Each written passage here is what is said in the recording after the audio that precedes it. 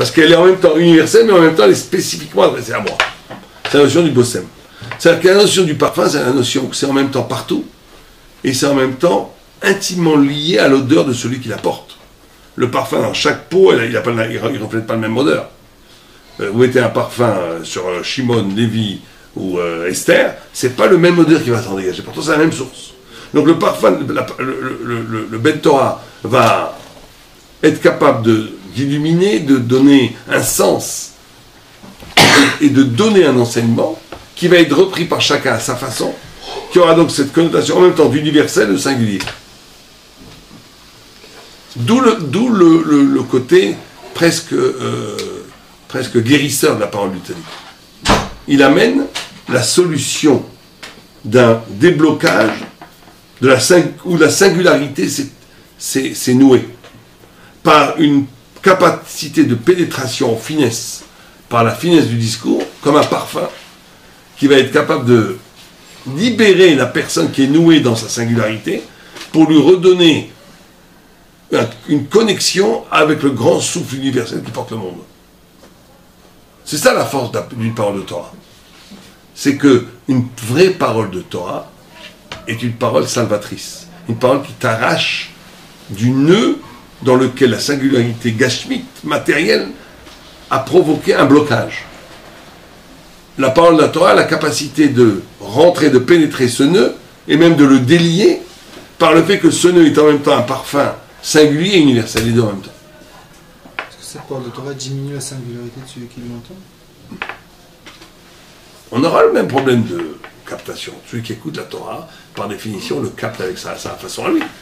Mais là, ce qu'il veut dire, lui, c'est pourquoi elle est mise kayemet, la Torah? Il dit qu'elle est mise kayemet, elle reste. À ces deux conditions. Une condition que c'est une parole, parce que dès qu'elle rentre dans la singularité, qu'elle devient,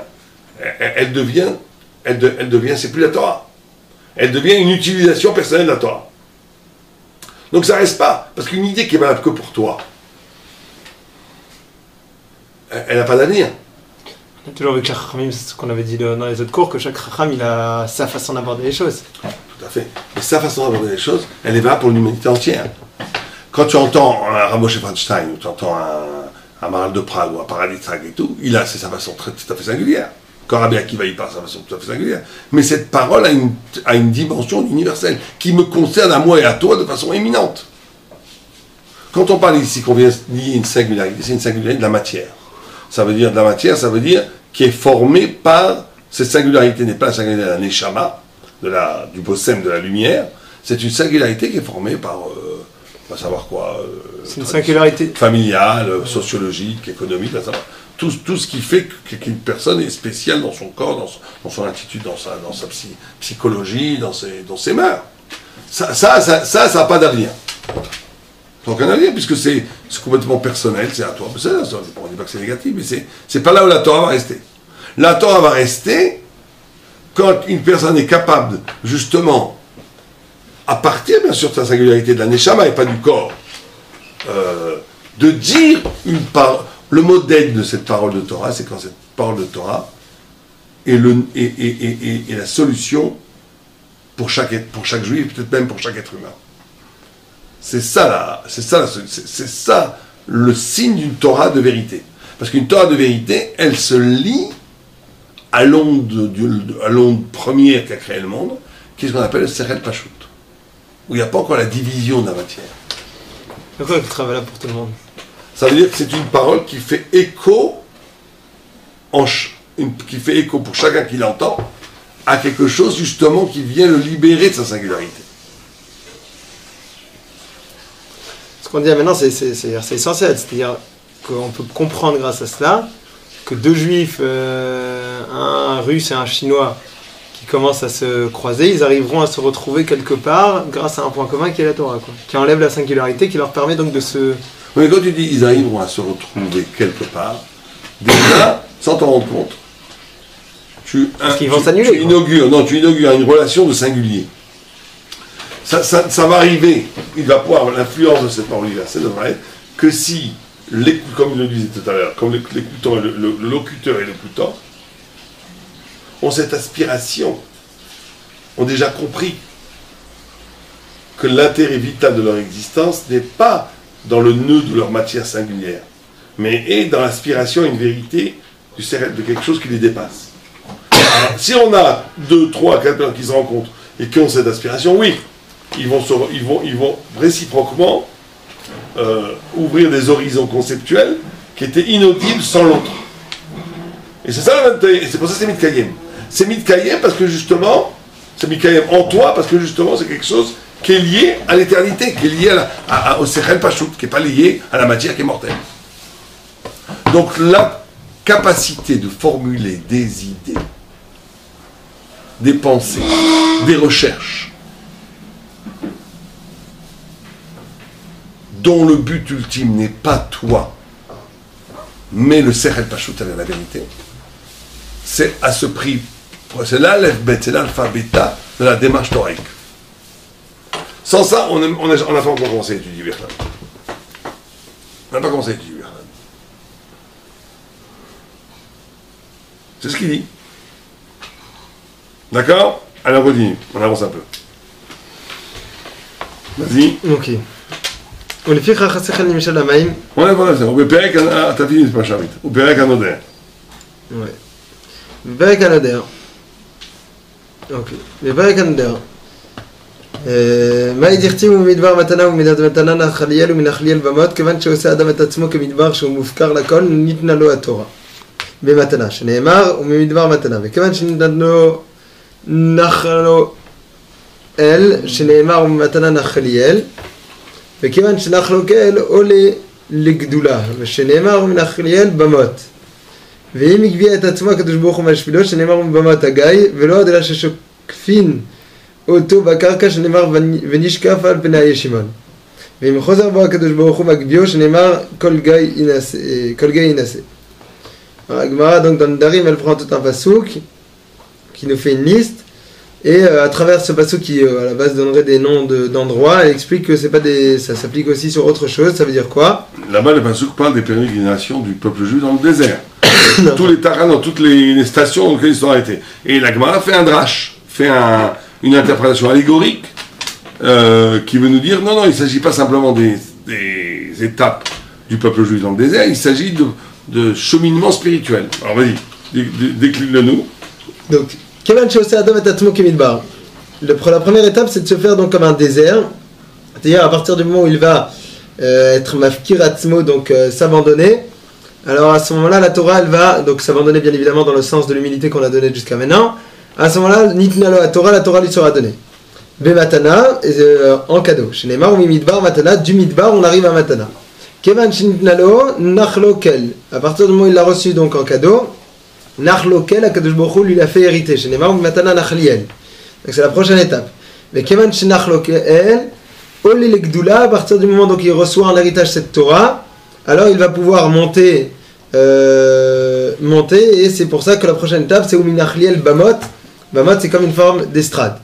Veimikbia et atzmo, et à partir de ce point-là, donc où il va monter en importance, alors si tout simplement il va prendre le choix d'utiliser cette importance pour se l'approprier, donc en deux mots, quelque part avoir une certaine forme d'orgueil, alors à ce moment-là, Dieu, Akadosh Baruch Hu mashpilo, Akadosh Baruch Hu le descend, le rabaisse, chez les Neymar, Mibamot Hagai, et non seulement ça, on l'enfonce dans la terre, chez les Neymar, Venishkaf al Penei Yeshimon. Et si par contre cette personne revient donc fait tchouva, Akadosh Baruch Hu Magbio, chez les Neymar, Kol Gai Nase, à tout moment, Akadosh Baruch Hu peut la réélever. Pirouche Davarze. Comment chez Yitbaer Lifneze. Donc l'explication de cela, c'est comme ce qu'on a expliqué plus précédemment, qu'il y a la Torah chez Yechedra Kalmi, chez En Logava, Ve'akol Shave, Etzlo, Ve'lazer Aouyatoa. Que la Torah ne peut exister, ne peut s'installer que dans une personne qui aura donc cette forme d'unité. Ve'od.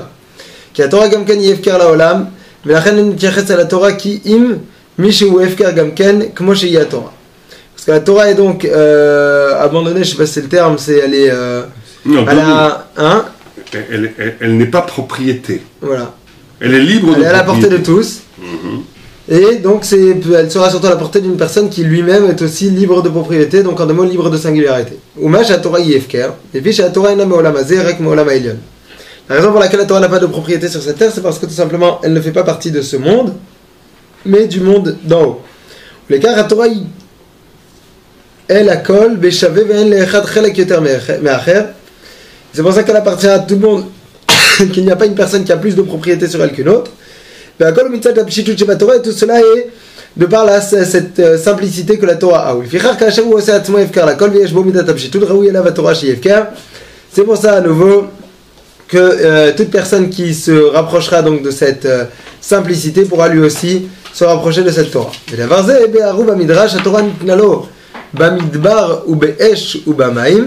C'est ce que le Midrash explique, que la Torah nous a été donnée dans le désert avec du feu et de l'eau. De la même façon que ces trois matières, de ces trois choses sont complètement sans propriété, alors la Torah de même. Ok, attends, 2 secondes. Donc là, on fait ça rapidement, mais il faut quand même juste faire un résumé. Donc, il y a ce principe-là qu'on a vu, se faire comme un désert. Comme un désert, ça veut dire annuler ses singularités matérielles, ça on en a parlé. Comme un désert qui n'a rien. On dirait plutôt à la part de simplicité, on va dire dépouillement. Dépouiller de toute présomption d'affirmation de tes talents. Dépouiller. Alors à ce moment-là, il y a le phénomène de matana. C'est-à-dire que la Torah se donne avant tout comme un don. C'est-à-dire que tant qu'on n'est pas capable d'accepter le don de la Torah, et qu'on est toujours en train d'affirmer les qualités de son savoir, c'est bien, mais on se prive d'un don. C'est-à-dire que le don, on ne reçoit de nouvelles idées, on ne s'ouvre à nous de nouveaux horizons de pensée, on ne reçoit la compréhension véritable des idées de la Torah, que si on a abandonné une pratique récurrente de affirmer ce qu'on pense. Ça a l'air de rien, mais c'est hyper important. C'est-à-dire qu'il y a une tradition qui est un peu oubliée, pas de la méditation, mais une tradition judaïque très très importante, de penser à partir de rien. Pas de penser à partir de ce qu'on a. Ça c'est fondamental. Dans les shivot et dans les kolélim, vous voyez, ça c'est ce qui différencie quelqu'un qui va grandir et quelqu'un qui ne va pas grandir. C'est qu'il y a des gens qui ont la panique du vide, qui ont la panique du désert. Donc ils sont obligés tout le temps de se rassurer. Vous n'avez jamais vu ça? On vous donne un texte, c'est compliqué, la personne est intelligente comme ça, elle va vous résumer ça en 2 minutes, mais en réduisant complètement les possibilités d'interprétation du texte. Pourquoi? Parce qu'elle a peur du vide, elle a peur du désert. Il y a une volonté tout le temps de se rassurer en disant ce que tu sais. Et en le retraduisant chaque fois dans une nouvelle sauce auquel tu l'as exposé. Donc, première condition pour accéder au savoir, c'est de ne pas avoir peur du désert. C'est pouvoir ne pas avoir peur du désert, c'est de ne pas avoir peur du vide, donc de ne rien comprendre, de ne pas savoir, de ne pas avoir d'idées sûres, de ne pas comprendre ce que le texte dit, d'être comme un idiot, comme un désert. À ce moment-là peut arriver l'irruption d'une matana, d'une nouvelle idée éclair, ce qu'on appelle l'éclair au fond du puits. C'est-à-dire que je suis au fond du puits, je ne comprends rien, et tout d'un coup, il y a l'éclair. Cet éclair est un don. C'est une pratique du savoir qui est fondamentale. Parce que ce n'est que, comme le monde a été créé à partir du néant, comme on l'a dit tout à l'heure, le Tzimtzum c'est le néant, et à partir du néant il apparaît la lumière, dans le savoir, il y a ce même processus. C'est quand tu es capable d'une action de néantissement de tes structures du savoir que va apparaître la possibilité d'un nouveau savoir. Mais si tu n'as pas cette possibilité d'oublier ce que tu sais, tu n'auras pas le cadeau. Le cadeau n'arrive que quand tu es capable d'oublier ce que tu sais. Alors ça, vous savez que c'est des grandes discussions qui vont très loin, mais bon, c'est pas notre sujet. Jusqu'à où est-ce que cet oubli doit aller? C'est une grande discussion entre les chassidim et les lidwish. Certains chassidim ils disent que le néant doit être absolu. Tu as tout le temps. C'est toute la thématique du livre brûlé, vous savez, du Rav Nachman de Breslav, de brûler son savoir, c'est-à-dire d'être capable d'annuler ton savoir, totalement. C'est aussi dans la Gemara, on voit déjà que Rav Kahana, quand il est monté en Israël, il a jeûné pour oublier toute la Torah qu'il avait appris en Babylonie. Pour réapprendre, pour être zoré d'un cadeau, d'une autre forme d'intelligence, de connaissance.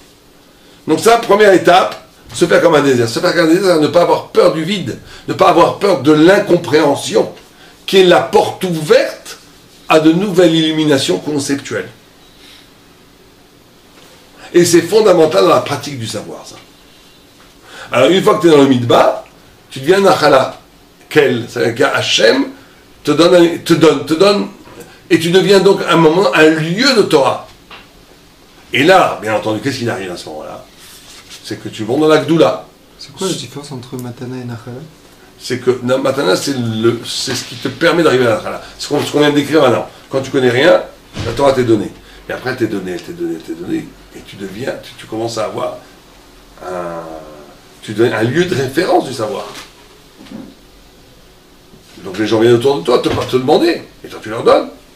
Et donc à ce moment-là s'opère un phénomène, par définition, d'orgueil, où tu as oublié la matana, parce que c'est toi qui possèdes le savoir, et tu deviens donc la référence, et donc tu tombes dans l'orgueil.